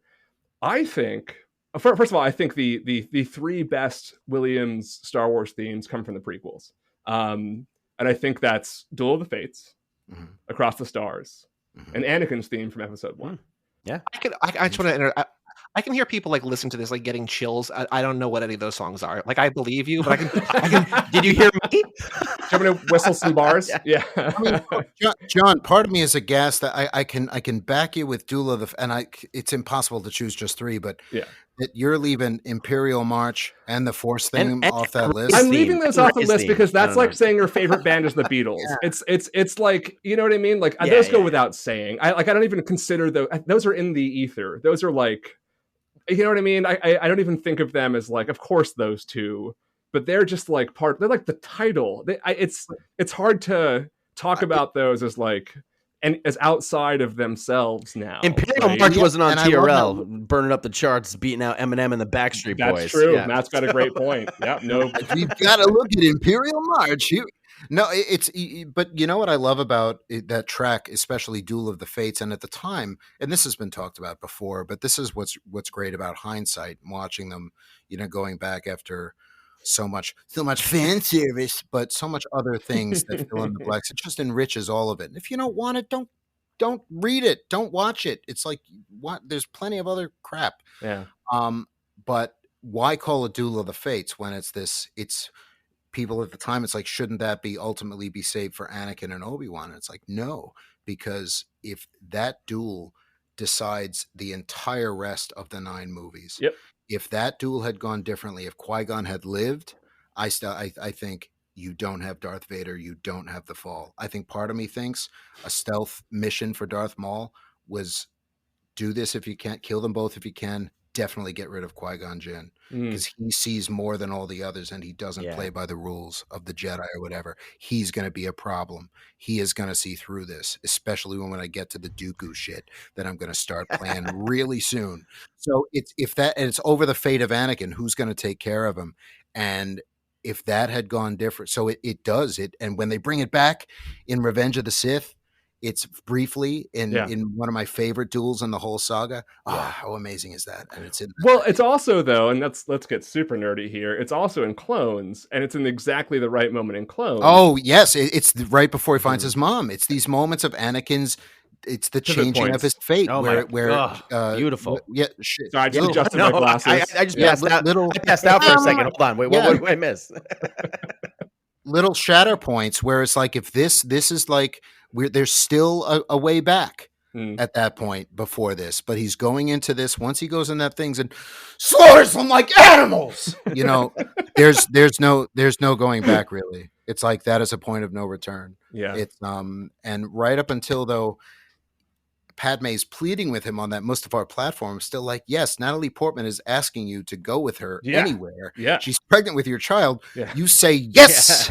It's like, I don't care if this wrinkled old man over there. Yeah, it's like wizard. So wizard. Yeah. Oh man, have how they've now canonicized where the phrase wizard started? Okay, I want to bring up wizard for a second because for every movie for the show, for every episode, we're like titling the episode with one word from that movie. So like for The Matrix, it was woe, and for Eyes Wide Shut, it's Fidelio, and things make sense. And so I was going to be John. Like, what is that, an orgy?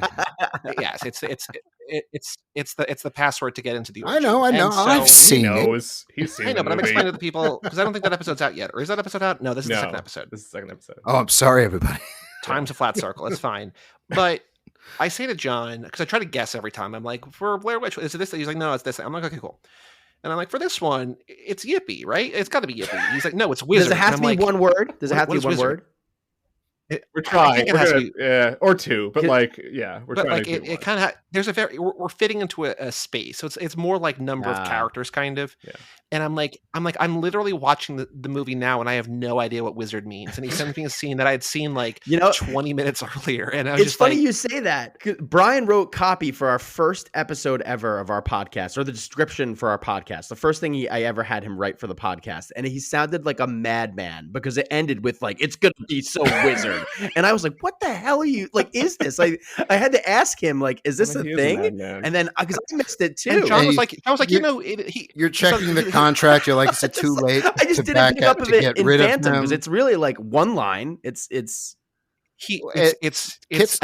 as he's walking away from the camera, and John's like, well, in the new episode in Boba Fett, like Mando says it. I'm like, nope, didn't hear that. And he's like, fans look at him like, are you sure? So I'm not sure that. Yes, so, fans of Phantom Menace, and now recently in the wonderful High Republic books, Daniel Jose Older, hundreds and hundreds of years before this movie takes place, this random character just starts saying wizard, and people are like, what is that? Are you trying to make a phrase catch on? He's like, yeah, I think it's funny. And other characters start using it.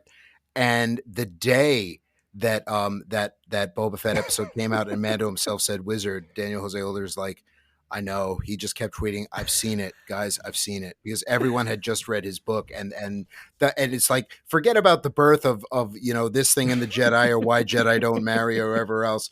The birth of the phrase wizard happens in the High Republic books. That's So what I want Taika Waititi's series to be about. How wizard became like just a 3-part saga of how wizard entered into the lexicon. We can all thank a character named Ram Jamaram, and I'm not even kidding. No, you're not.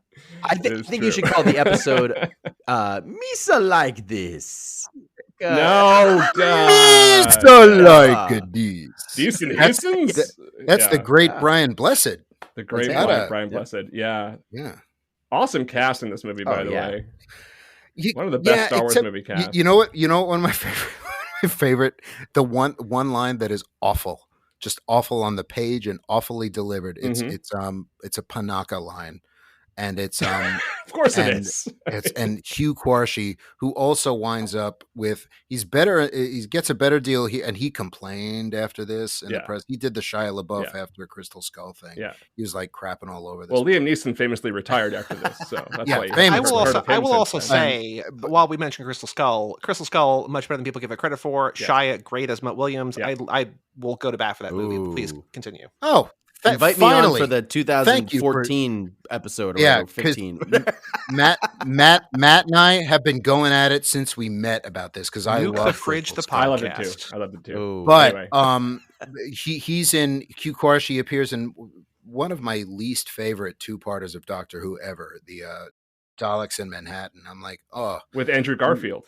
Yeah, it's like, and Garfield's not the problem there. It's this weird, it's the face thing. It's not bad. It's just not my favorite episode. So it's, but it's when it's like the sandstorm starts and he's outside the ship with Obi-Wan, and Ewan says, "Oh, this storm's going to slow them down." And Panaka looks out and he goes, "Looks pretty bad."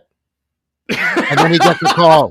He gets a call. It's like, Panaka. He's like, let's go back inside. And that's his whole. It's like the pausing. It's like it's a lifted and framed line, like it's from Shakespeare. It's like, looks pretty bad. It's funny like that's all you've got to say. Random stuff annoys me. Like that I've never even noticed. And I'm totally seeing the scene now that you're saying it, and I'm laughing my ass off. But it's also like I love that Ewan. This is the only movie that he tries to deliver some of his lines in an Alec Guinness voice. And they're great when he does. Yeah. And I'm glad he gave it up and sort of found his own voice for that character. But like, that's also part of the charm. When he says, when they find us. Yeah. I was just thinking that. And it's like, blast us into oblivion. Blast us into oblivion. And I'm like, and then he starts into our co-host Caitlin, because prequel Obi-Wan is her favorite character. Ewan Obi-Wan is her all-time favorite Star Wars character because of his sass. He is Sass Master General. And he is, I think, he gets away with that sass partially because if you look at Obi-Wan's Star Wars life, it's the most depressing story ever told. Yeah, it's how many loved ones. Oh, and we haven't seen nothing yet, including Clone Wars. Yeah, it's like, and now it's like, who important to him is going to die in his arms in the news show? It's like probably that. It's going to be Luke. It's like, wait, Luke. It's like here's a spin on the Kenobi show. Luke dies, and he actually wasn't Luke, and he meets Ezra in the world between worlds. It takes a different doorway and kills. Well, Luke. I don't understand it, but anyway, green light. Don't bring up the world between worlds. I'll say that for another time. Half of Matt's theories are based in the world between worlds. That was someone's going to use that to solve to resolve an inconsistency at some point. Reboot the sequel. Get rid of them. I don't like Rey because she's a girl. Use the world between worlds. All right. I know you're not saying that, but that's what.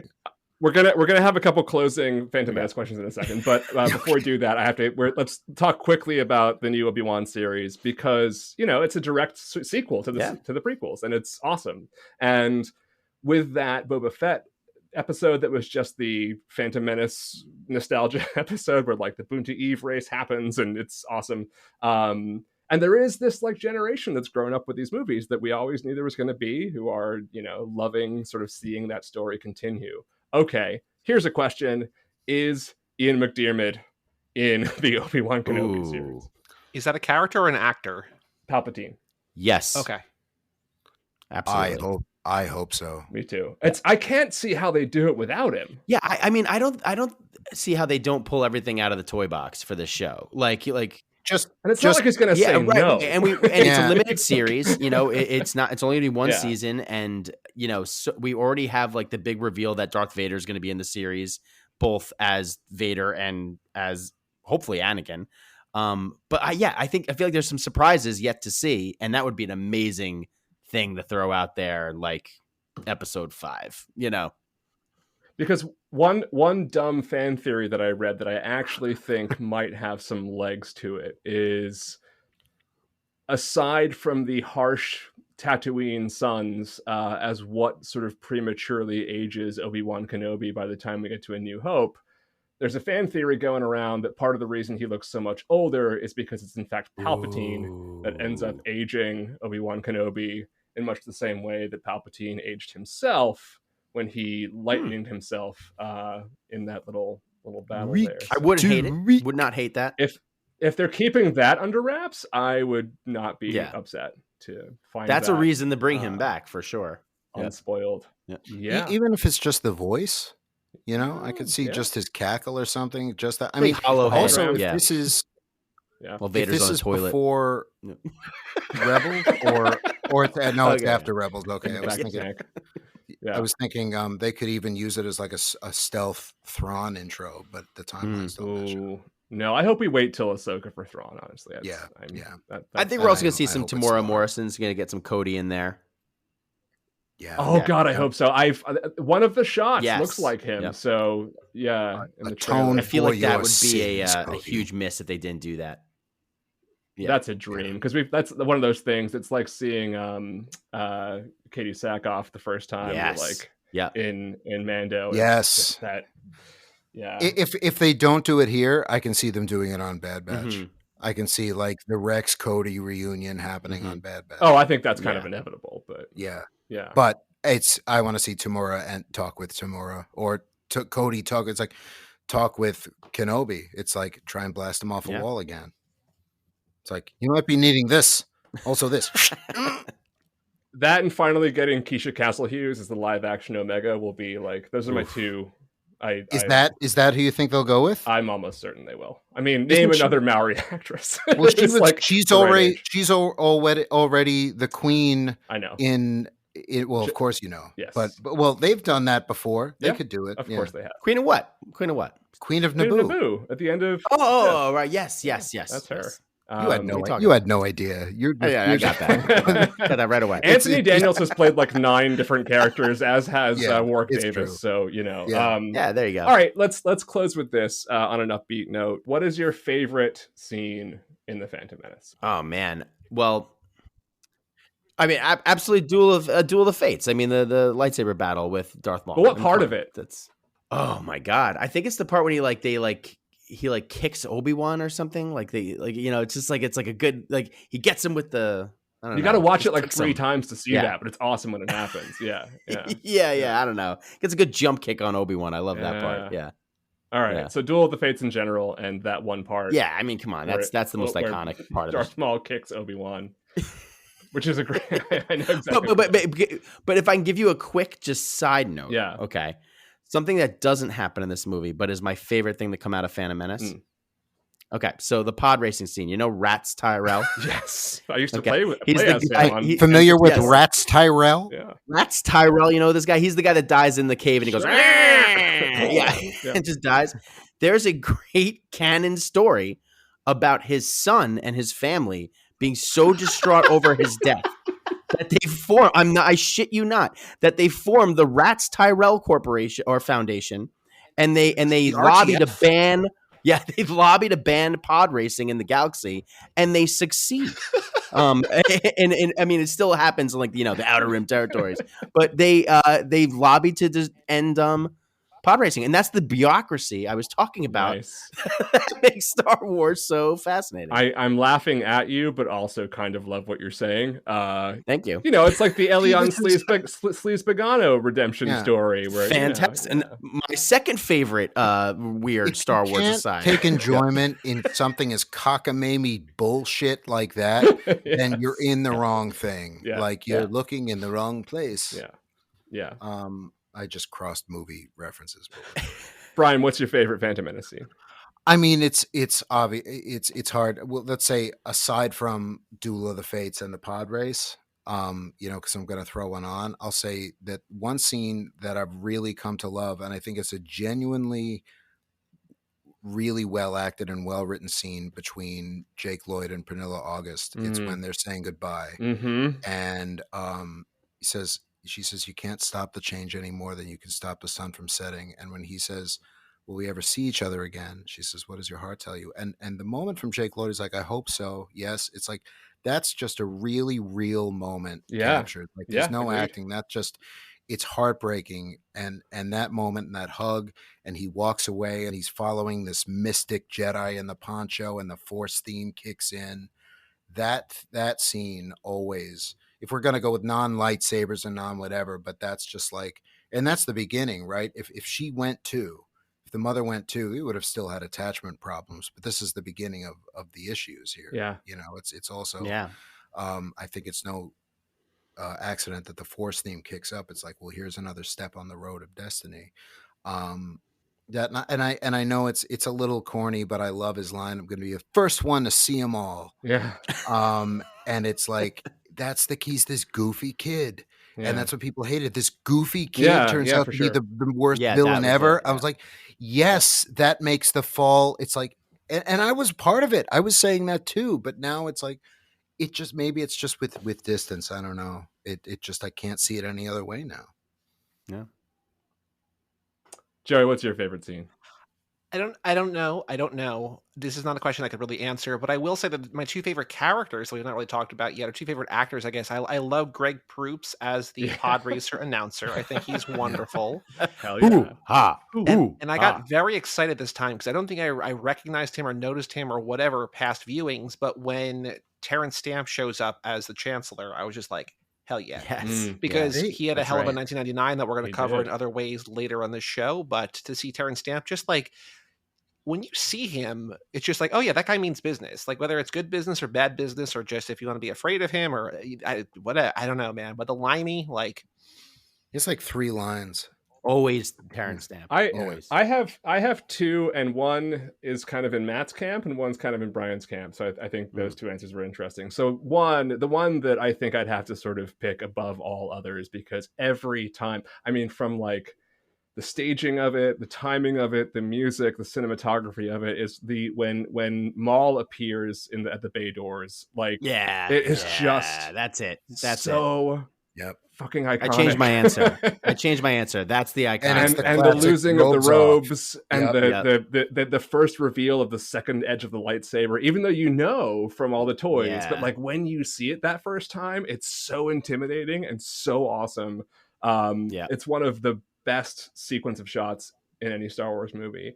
From a kind of emotional standpoint, and I don't know why this gets me every time, but again, it's something to do with like the way it's framed and the music cue and the cinematography, is when Anakin gets the pod racer working. Oh yeah. And it fires up and the music plays and he says it's working, and then you see Shmi's face and you see Qui-Gon, and it's like, it's the whole kind of like every element of the movie is just sort of in that one moment, and I think it's so beautiful. And you realize in that moment how special Anakin really is, because not only can this kid like drive the pod racer, but fix it. You know, he's intelligent enough to build it, ride it, and be adorable, saying it's working. You're gonna need those skills, because you're gonna need them to constantly rebuild your arms and legs when you're older. And it's like, and you're good at fixing things. It's like, yeah, well, you're not gonna be able to fix the people that die. But that could be a bit of a thing. Can't fix massive ego. You know what music cue because I know exactly the cue you're talking about. It's never heard again. It's this little motif that you don't hear again. Yeah. But I love when he blows up the inside of the trade ship and then flies out. It cuts in with a Duel of the Fates mixed with the Force theme. It's really gorgeous, and they reuse it in Revenge of the Sith when still flying half the ship when it comes in for the landing there. But that is and he bursts out and the pilots are like cheering him on. And I always think whenever that scene plays, it's like, when I met him, he was already a great pilot. I was like, well, there he is. We'll try spinning. That's a good trick, right? Yeah, it's funny, Brian, too, because you said that you called me out for not saying the Imperial March, but the Imperial March is in Anakin's theme in this really beautiful way. Yeah, it's so right haunting. at the end. It's like, and as we drop a lot of times, Palpatine's theme. Yeah. Is right there in a major key. That's the celebration at the end. I love it when people are just discovering this for the first time. Yeah. There's so many TikToks. It's like, I just discovered this. It's like, no, you didn't. You saw this on another TikTok and you're hoping for your own things. But it's like, yeah, everything's great. It's in a major key. There's a Sith Lord in charge of us and nobody knows. And it's just, what a brilliant little thing that is. And Across the Stars is just the main theme inverted. So, you know. Yeah. Yeah. He knows what these Williams, you crafty dog. Anyway, you think he's got a future. So Joey is going to ask you the last questions we ask on every episode, and I gotta say, I think at this point, Joey, they can't say the Phantom Menace, right? They have to say something else, right? Well, that's the thing. I think we have to. Aside from need to amend the question, because it's a two-part question. It's a similar question. But do you have a favorite movie from 1999? And I feel like the answer is probably Phantom Menace, but also maybe not. But so we could say, like, other than I guess if it's the Phantom Menace, give another one. If it's not the Phantom Menace, just give that one, and then I'll ask the follow-up question. But favorite movie from 1999, either one or two. Okay, so I was just looking at 1999 movies because I just had to remember what came out. There were a few. The Mummy came out in 1999. Sure did. Yeah. Incredible movie. That movie stands up like is from end to end is such an exciting movie. Oh, my dream. And it's one of those movies I can't wait to show my kids. Still my it's heart. Just like it's love every minute. I've never seen The Mummy. Our first Get the hell out of here. guest on the Matrix episode, Chris Cluey, that was his answer as well. Yeah. Really? Yeah. Oh, well, all right. The Mummy. Evelyn, can't beat it. My heart belongs to Evelyn Carnahan. Yeah. And there's a reason everyone is having this Brandon Fraser renaissance, and it's because how fucking awesome The Mummy is. Well, and also how fucking awesome he is. But he is too. Yeah. And I would say The Mummy Returns. Encino Man, sure. Mummy Returns is also awesome. Yeah. Yeah, the third one, not my favorite. I'll still watch it if I'm going to do it. Wait, which one is The Rock? Is that 2 or 3? That's two. And then the Haku Scorpion King. Machende! Scorpion King. That's 2. And then Jet Li. When The Rock was just in everything. I mean, he still is. But that was his first big thing. He's like, he has like a line. Yeah. Yeah, my brain just went to like CGI. A line and terrible CGI. Yeah. My brain went to like The Rock is everything, and my frame of reference was he appeared in an episode of Star Trek Voyager, and he was in that movie. So that was him and everything. Well, strangely enough, also in The Mummy Returns, if you blink and you'll miss him, is Jason Statham. Like Get shooting out him. of Yeah. I'm lying. That's not. He's like, also 10 things I hate about you. Freaking Oh my God, Scorpion King Well, of it. Matt, that's why we're doing a podcast about that year because you know what? I just figured out what a great podcast this is. A lot of good movies to choose from. Yeah. Can you believe it? All right. So here's the follow-up. Here's another question number 2. Just best get off for movies. We gotta. No, that's actually no, because that's hard. Because people are like, I don't know when things came out. No, wait. Brian doesn't answer his answer. He said like 8 movies. I thought there was an answer in there. No, I have because if this is from 99, it would beat them all. Being John Malkovich is from 99. Sure is. Yeah, That's that it. would be my damn. My that movie changed the way I thought and looked at movies. I came out of that movie and said I did not know movies could be made like that. I didn't know they were allowed to be like that, and I hadn't seen a lot of the classics before that. I was sheltered, and I was just that changed my interests completely. Recently, I had another experience that I related much like that when I saw everything, everything, all everywhere, all at once. Gave me a similar feeling when I walked out of it as to Being John Malkovich. But That would be my pick for 99. I'd like to change my answer to Varsity Blues. Oh, okay. For a second, I thought you were going to go with Mr. I thought you were going to say Mr. Ripley, which is also 99, right? It sure was. Yes, yeah. As is, and Magnolia. Yep. And Moulin Rouge. John, we got to do a podcast about this. Oh, American. 2000. Oh yeah. Moulin Rouge is 2001. American Beauty. Yeah. Good. Hey, Brian, I got an idea for a podcast. Good. All right, John. We pivot to be a Good Star luck Wars with podcast. the American Beauty episode. Brian, if so, Mummy's already taken, unfortunately. But Brian, if you want to come back for our Being John Malkovich episode, that's going to be in like I don't know, 8 months. But yeah, I'm probably free. It's all yours, my man. Well, I mean, what am I doing? I know. Nothing. Podcasts. Nothing. You're just talking to a microphone anyway. You might as well talk to us. Joey, back to you. So now here's the follow-up question. I think there's another caveat here. What is your favorite movie of all time? And if you say a Star Wars movie, you have to give another answer. So just don't say a Star Wars movie. But I mean, like, if it's a Star Wars movie, say the Star Wars movie and give It's Empire Strikes Back, but yeah. That would be my answer, actually. Is your favorite movie Empire Strikes Back? I think so. You know this. I don't pick favorites, but like it's when people force me to say a favorite movie that it's either that or Contact. Those are the two that I'm always like. I mean, the answer is Paddington too, but that's fine. I immediately when people ask me that question, like I don't know, my brain immediately goes back to like when I was a kid and like what VHS tapes did I like burn a hole in, you know? And it's like I'm not proud to say it, but it's like Independence Day. Oh yeah, I ate that movie That's up one of my as favorite a kid. movies ever. I eat it up as an adult. You want to talk about like endgame moments rules in theaters? Like when I saw that in 4th of July, and you would think America like literally defeated the aliens. Yeah, it was our high point. Let's be honest. Yeah, it was America's. It hasn't been the same since, really? Honestly, since we beat the aliens in '96. It's all been downhill. Yeah. But like Jurassic Park. Yeah. I mean, just like the movies of my youth that I just like watched a lot. The scene where there's the what do you call it? Like dogfight underneath the spacecraft in Independence Day is like one of the greatest oh my god cinematic moments of my life. That was blew my mind. It was like Fox 1, Fox 2, go, whatever the hell they say. Oh man, everything. The David Arnold score too is one of amazing movie, amazing second score, only special to effects. His music for Stargate, which is my favorite score of his, but his Independence Day score when it kicks in. I actually like Independence Day a little bit more, but I like them both, and I also know who David Arnold is, so that puts me and you and me in like the 0.004% of the entire. That means we're cool. It means we're very cool. So Brian, what's your favorite movie? Amadeus. Amadeus? Yeah, that's my favorite movie. Love that. If I had to pick one, it's if I'm going geeky, like something like Return of the King would be number 2.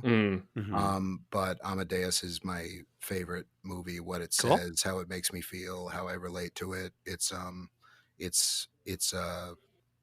And that's not me trying to be artsy fartsy or anything like that. It's not only is it beautiful to look at and impeccably made, it's just what it says about jealousy and ego and resentment and everything. And like that's just perfect in every time I watch. It's like perfectly acted, and every time I watch it I get something out of it. I want an artsy fartsy pick, and I'm gonna go with something more recent. Inside Llewyn Davis is a okay yeah, I mean, and related Oscar.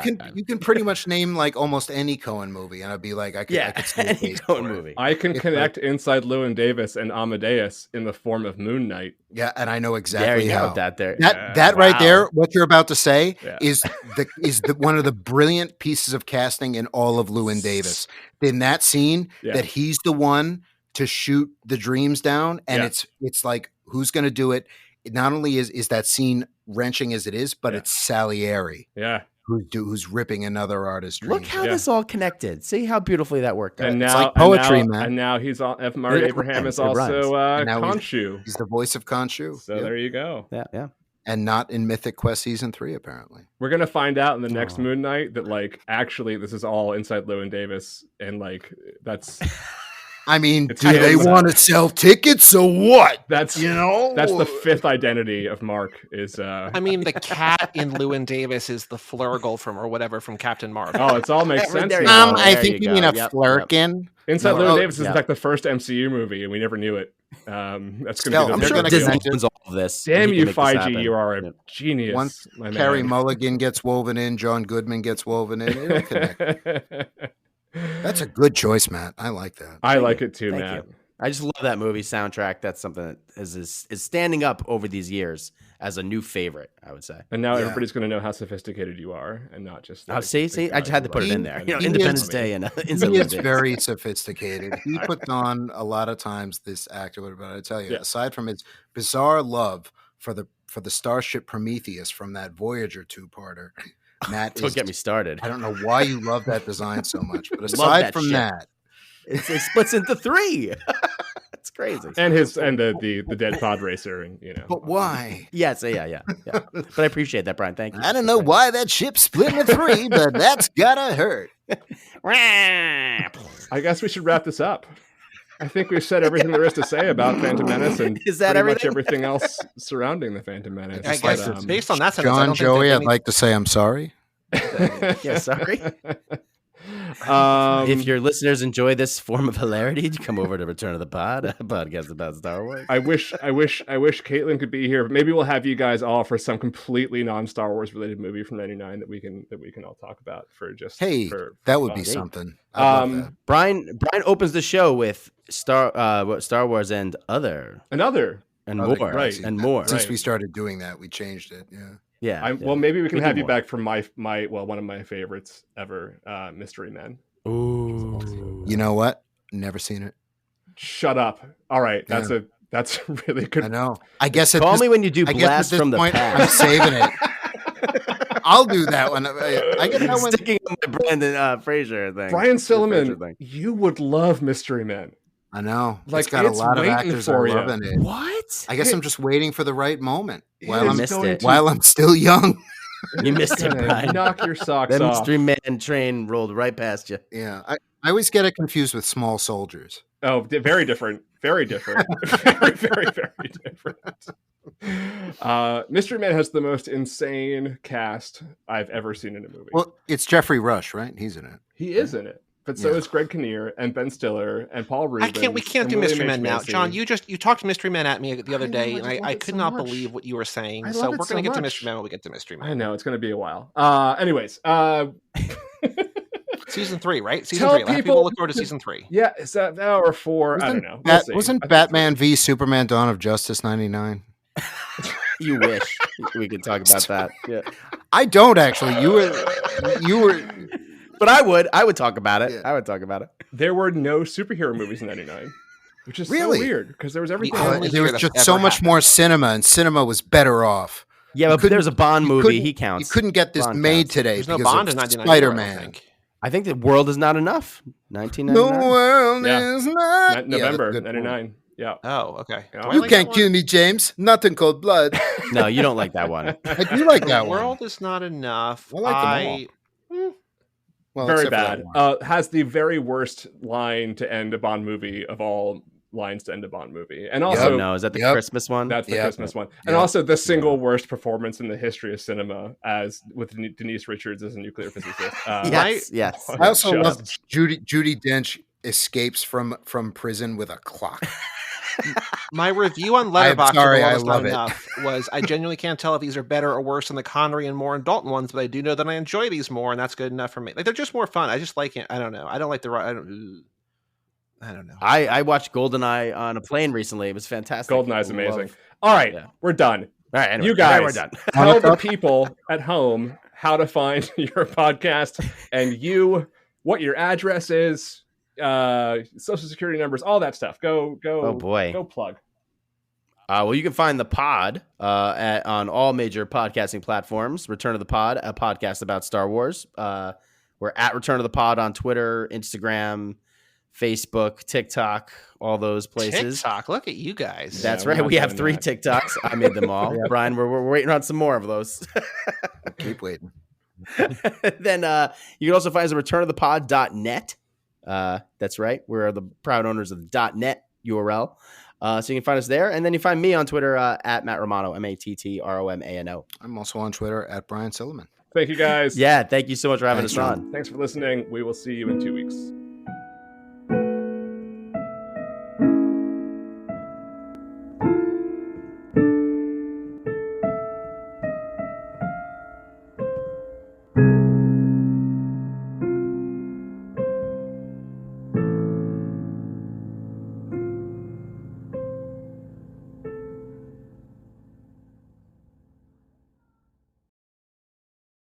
What kind of language barriers do you have? Is it anything goes, or like Matt has to do bleeping every time we like the fucks Brian, and if the shits? scene requires it, then it is anything goes. You know, Yeah, if it's for the art, sometimes it does. you know. It's so fucking wizard.